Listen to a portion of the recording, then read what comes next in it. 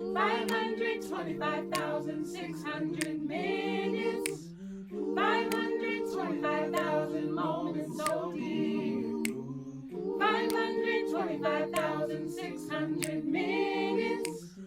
How do you measure a year in the life? How about love? How about love? Love, measuring love, seasons of love.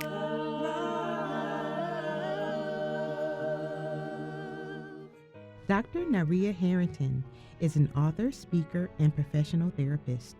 Her wise counsel helps many women to develop the resilience, faith, and courage they need to actualize their potential while on the journey of becoming healed, evolved, and renewed. Welcome now, Dr. Naria Harrington. Welcome back, Seasons of Love family. Listen, I'm so excited about this next guest. I had the opportunity to meet her at her own private practice, and ever since that time, I've been so impressed with her as a clinician and even how she influences women on social media. And so I want to welcome and introduce to some Dr. Naria Harrington. Thank you for joining us today. Thank you for having me.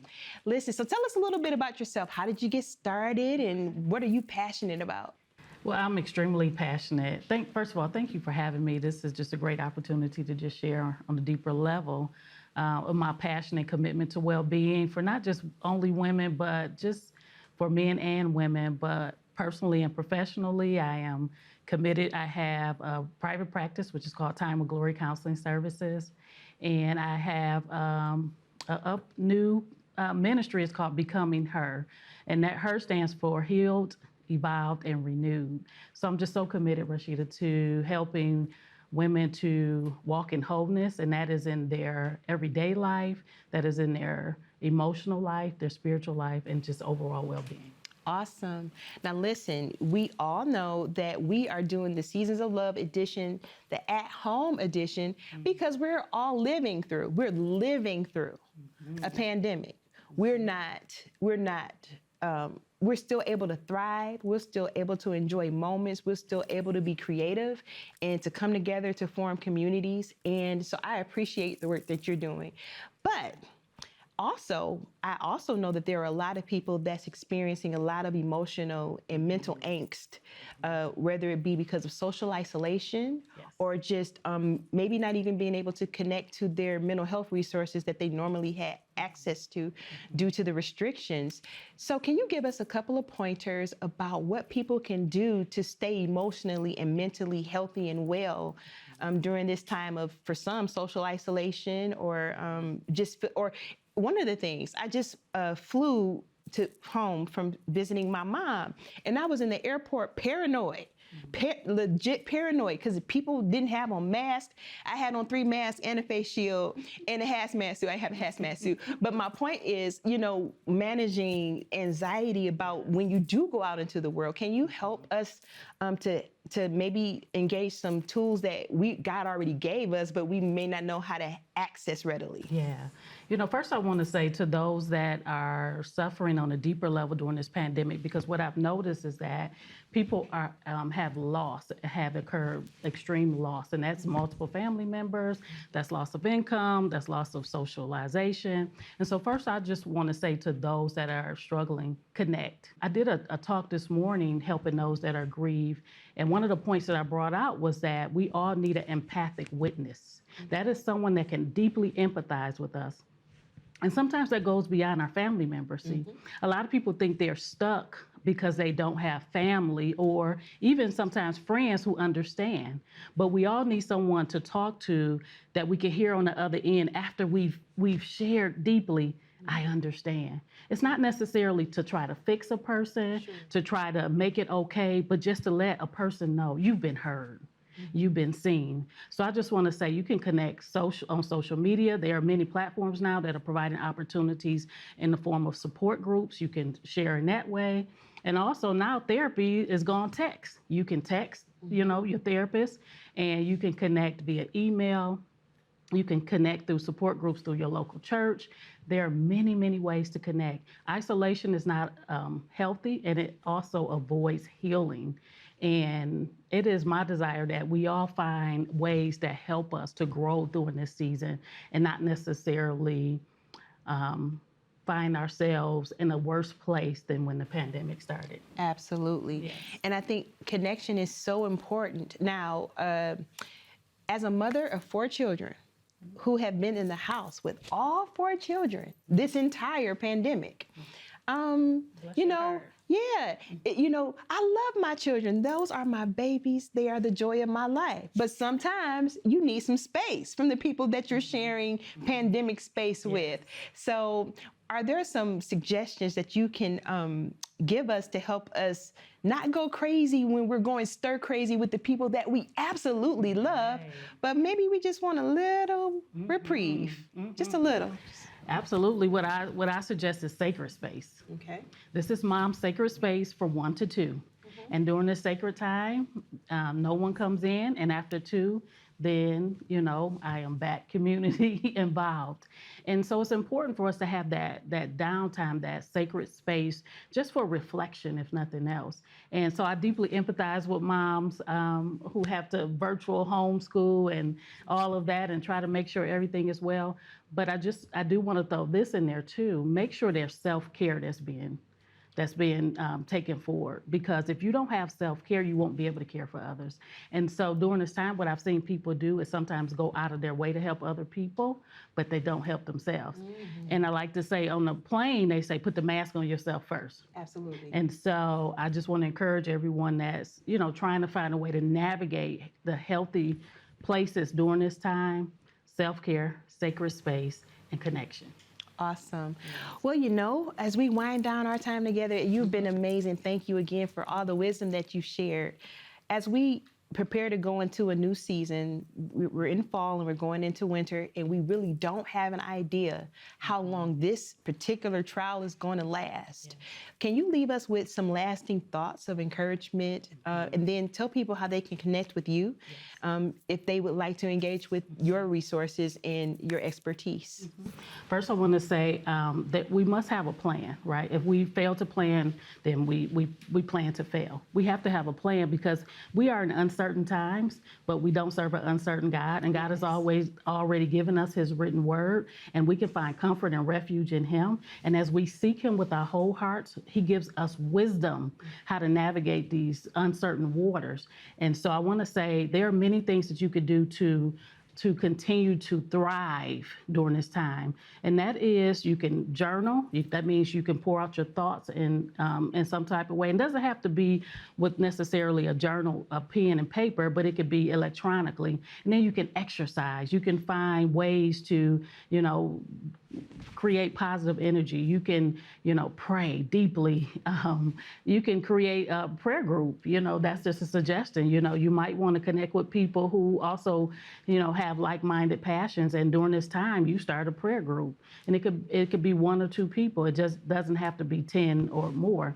And then last, I just want to say, make sure we're taking care of ourselves physically. One of the things that I've learned during this time, and I shared this morning with the group of people, is that stress has a negative impact on our bodies. Absolutely. And if we are holding in a lot of stress, our bodies then go into hyperactivity, and then we can have things going on inside of us unnecessarily because we're not finding ways to deal with the stress.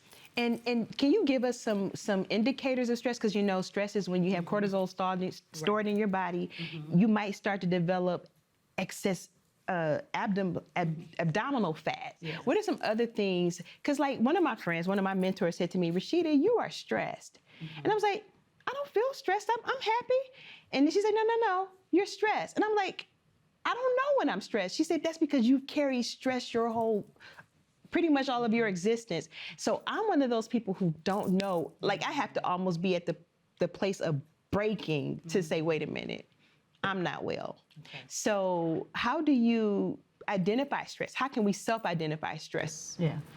One of the ways that you can identify stress is pay attention, right? I tell people attune to self.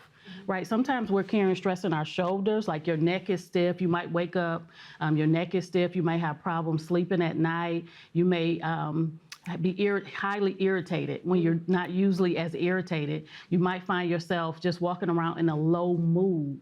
And those are some of the signs of stress. But here's the thing, stress can be overcome if you practice some of the principles that I talked about earlier. You can journal, you can find a safe place to talk, you can also exercise. And here's another thing, music. Music brings life. That's what my personal go-to is in this season. I am being overwhelmed with worship. I am choosing to worship during this time and let the Spirit of God just lead me. And so in regards to your question about how I can be reached, my email address is missnyrea1@gmail.com, and my practice website is www.timeofglory.com. You know, I want to leave a closing thought for you. Just like some of you may have pre-existing conditions, as they say, that's like one of the trigger words of our day. You might have asthma, you may have diabetes, you may have cancer. Having mental health needs, I don't like to call illnesses, having a mental health need is nothing to be ashamed of. There absolutely is help for you.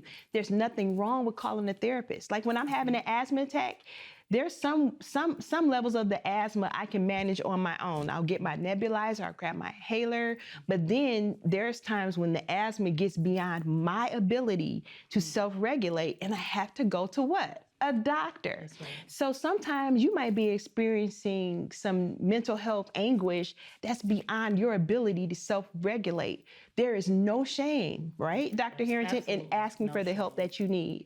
And so she's a phone call away. We'll post her information and resources. If you feel that you are suicidal, or you're thinking about harming yourself, are you drinking more than you normally do? Are you taking substances that you don't normally take, or desiring things that you don't? Are you having too much sex? You having sex with this person, sex with that person? You're acting out in ways that's not like you. That's an indication of depression, or maybe some other things. But professionals like Dr. Harrington can help you figure it out and set you on a road to healing.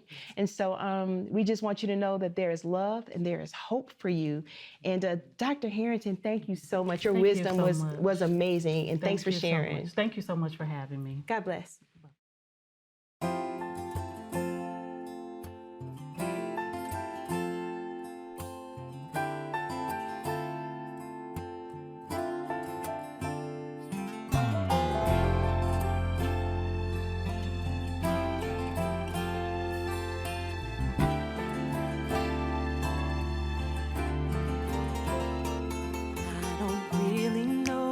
How it happened, and I can't say if it's meant to be. Saw it in my dream on a lonely road. Your love drove away from me, and it left me standing broken apart. But the funny thing is, I still had my heart and a simple guitar and a will to sing. I lost you, but I still had me. I still had me. It's a lonely road, and it hurts this far, but I'm moving on with my heart and a simple guitar.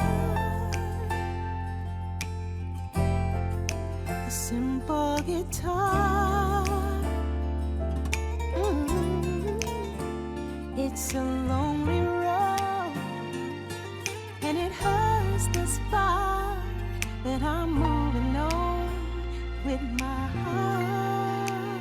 It's your complicated world with your complicated needs, caused your complicated heart to simply walk away from me.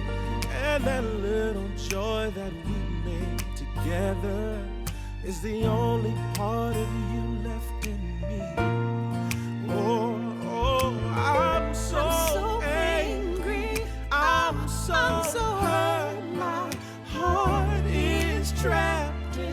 inside my words. I hate you, but I love you. So I'll just take this grace and be free.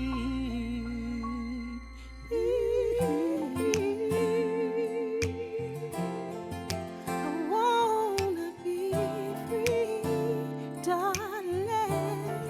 Oh, go, go,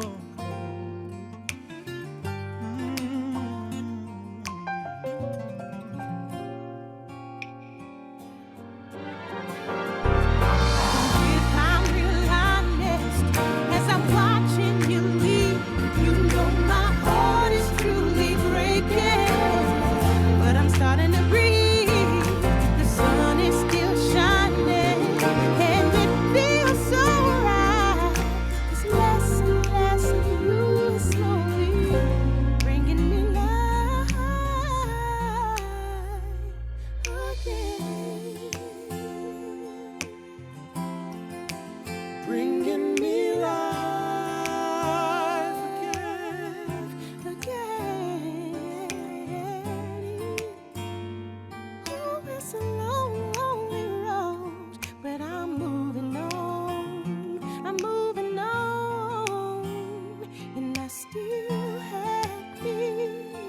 In your complicated world, I still have me. with your complicated It's needs. a lonely road, and it hurts to spot, but I'm moving on with my heart. I still have me. I still have me.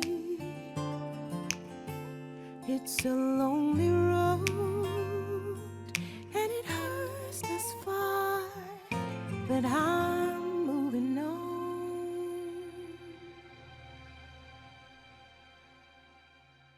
Conference host, motivational speaker, life coach, Cheryl Shoemake wears many hats, but today we meet her as the author of Stepmom Sanity and creator of the blog and support group of the same name, designed to build a community of support for women who are blessed to be the mothers and wives within blended families. Let's welcome Cheryl Shoemake. Welcome back. Now, listen, you are in for a special treat. I think everybody here today is going to be a special treat because I love everybody. But this next lady, I've known her probably almost 25 years, and she is one of my favorite people in the world. She's one of the things that when I think about Cheryl Shoemake is love. She is love personified, and I am so happy to introduce to some and present to others Cheryl Shoemake. Thank you for joining us today. Thank you for inviting me. It's an honor to be here with you today. Awesome. So tell us a little bit about yourself. Who are you? What do you do? Oh my goodness. I'm an author, a stepmom educator, and I think that that's probably significant enough, right? Yes. Okay. And so today, again, the theme of Seasons of Love at Home is because we are not able to congregate in the way that we normally would. So we're taking some liberties and having conversations that probably will help you. And Cheryl is the loving mother of how many children? 4. I have 1 biological child and 3 bonus children. Bonus children. And she is the matriarch of a blended family. So with blended families, when we were talking a few moments ago, it is always on the other side of something that was broken, on the other side of divide. And Cheryl is someone who can help walk alongside you to get from the place of what hurts to the place of what heals. And she's written an amazing book that she's going to tell us about today. So Cheryl, take it away. Okay, well, the book is called Waiting to Be Wanted, A Stepmom's Guide to Loving Before Being Loved. And you're right, I mean, step families kind of are, I like to say they're built on hope. Like, people don't enter into step families unless they are hopeful of a great outcome, but they are on the heels of loss. And so often we have to deal with the loss before we can get to the point of hoping. Like, we get all of the travail up front, and then we get the honeymoon phase and the paradise afterwards. So waiting to be wanted is about how to master resilience in your life while you're journeying towards being wanted by children, and how to love them in the interim. Awesome. And so one of the things that I think when I talk to people that I don't say that I counsel people, but people that call me on the phone and ask me what I think about stuff is dealing with broken relationships where there has been a breach and both parties have decided to move on. What does that look like? How can you have amicable relationships with people who you no longer love in the same way? Well, I mean, that's a huge topic, and there are many steps, but I think the first thing that you have to do is kind of own up to your part in the breakup, right? To understand that the person that you are no longer with, but that you have to parent with, is not necessarily your enemy. Right? That you both love the child that you created. You both have interest in seeing this child grow into a healthy adult. And so what I have to do is understand you're not my enemy. I need to own my part in the breakup. And then I need to begin to get over the past hurts so that I'm no longer filtering our interactions through the pain of yesterday. Supposedly, the breakup took care of the issue, right? That's what we think. Often it doesn't. It has not, right? But supposedly the breakup, it was at least the beginning of some distance. So let's have some distance. Let me get some distance away from what happened to cause the pain and the angst, and let me take ownership of this. That's probably the first thing that you need to do. And then you need to recognize that this person is not my enemy. They really are my partner in bringing up a healthy, well-adjusted young person. And what would you say is maybe the number one piece of advice for helping young children to navigate going from a broken family to a new family? Because I know, when my parents broke up, my mother never remarried, so I didn't have to go through a blended family, but it's a new normal for kids, and there is a plethora of emotion that they have. They may feel like loving your parents' new spouse is rejecting their own, parent, right, or conflict of loyalty. Yeah. So can you feeling threatened, feeling like I have to find my new space, my new role. I think the one thing that we can say to children to help them kind of stabilize is to recognize that your parent still loves you. Is that your parent, just because they have a new person in their life, doesn't mean that they have taken your place or taken your other parent's place even. That love expands, that it does not contract, that there's room made, and the more people that you have to love, the bigger that love becomes, really, is what happens. And then to give yourself time, that you're going to feel what you feel, and it's okay for you to feel how you feel, right? That you don't have to apologize for being afraid, for being angry, for having your heart broken. And to stepmoms, I would say that you need to recognize that you kind of scare your stepchildren, that although they want to like you, but they feel like they can't, you're a reminder to them that dreams can die, that their world can fracture in a way and not come back in the way that they want. So you need to give a lot of grace to them and a lot of space, and understand that they're coming from a place of hurt, but don't absorb their hurtful actions, right? That will help them adjust much faster to their new normal. And is it possible to have a friendship with the new spouse, your ex's spouse? Because now you have two separate, say everybody gets married. There is two whole separate families.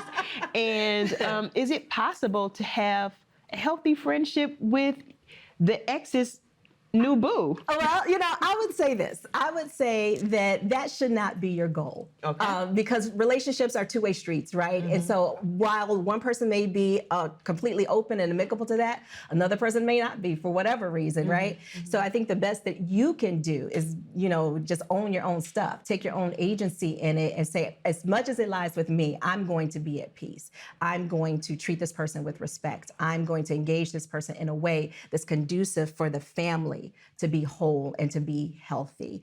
And what they do is on them.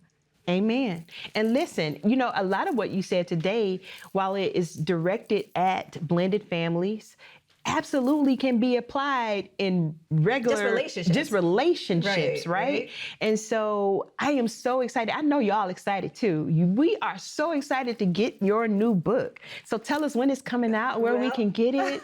Well, the book will be coming out January 15th. It is on pre-sale, actually, as of today.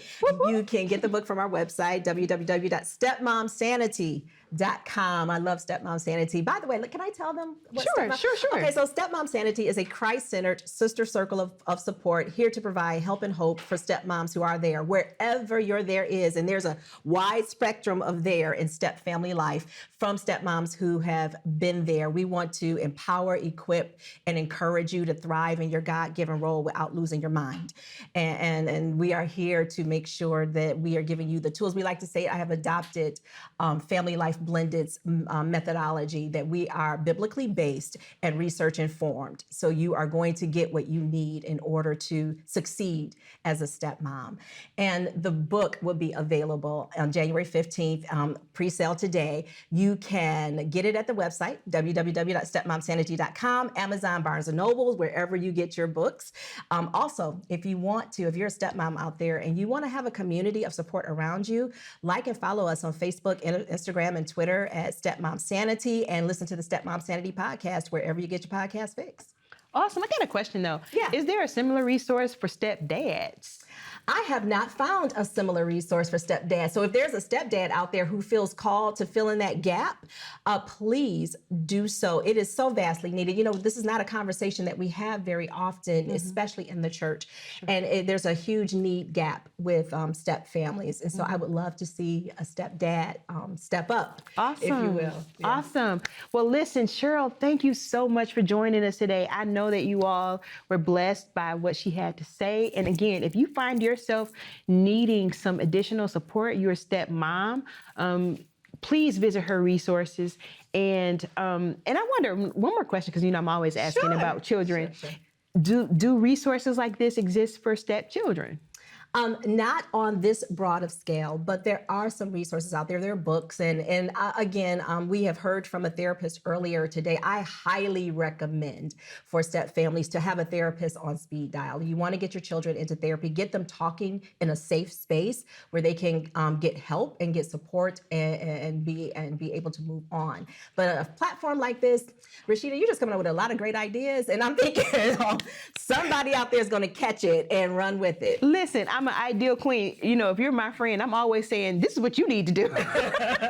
So I'm so thankful for the time you've spent with us today. Thank you for sharing your wisdom and your love. And again, hook up with Stepmom Sanity. If you're a stepmom and you feel like you're about crazy. you're a little crazy, there's a space and a place for you. All right, until next time. Bye. That's what your love is. That's what your joy is.